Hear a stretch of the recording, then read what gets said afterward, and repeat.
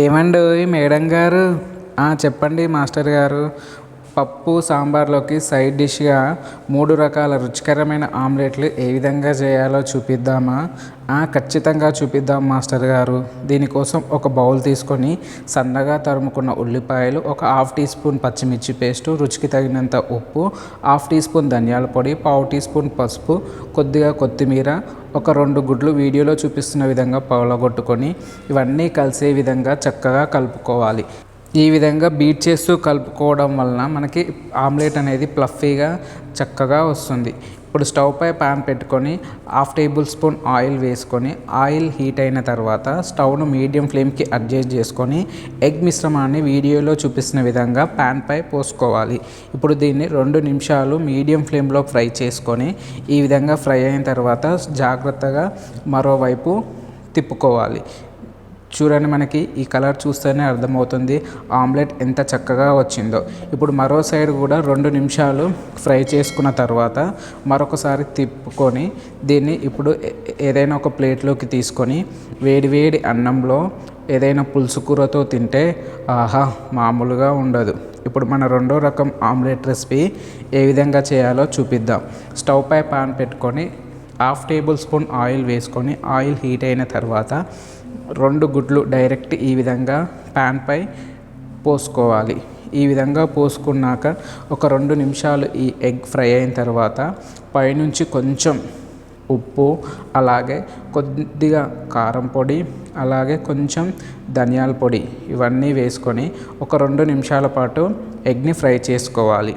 ఇప్పుడు దీనిపై మరొకసారి కొంచెం సన్నగా కట్ చేసుకున్న కొత్తిమీరను కూడా వేసుకొని 1 నిమిషం పాటు ఫ్రై చేసుకోవాలి.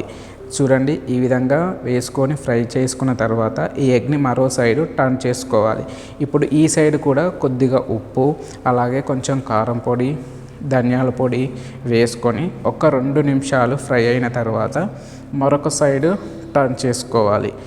ఇప్పుడు ఈ విధంగా ఫ్రై చేసుకున్న ఆమ్లెట్ను ఏదైనా ఒక ప్లేట్లోకి తీసుకొని వేడి అన్నంలో ఏదైనా పచ్చడితో తింటే ఆహా మామూలుగా ఉండదు. ఇప్పుడు మన 3వ రకం ఆమ్లెట్ కోసం ఏదైనా ఒక మిక్సింగ్ బౌల్ తీసుకొని సన్నగా కట్ చేసుకున్న ఉల్లిపాయలు, ఒక 2 మిర్చిని సన్నగా కట్ చేసుకోవాలి. కొద్దిగా కొత్తిమీర, హాఫ్ టీ స్పూన్ కారం, హాఫ్ టీ స్పూన్ ధనియాల పొడి, రుచికి తగినంత ఉప్పు, ఒక పావు టీ స్పూన్ పసుపు ఇవన్నీ వేసుకొని ఇవన్నీ చక్కగా కలుపుకోవాలి.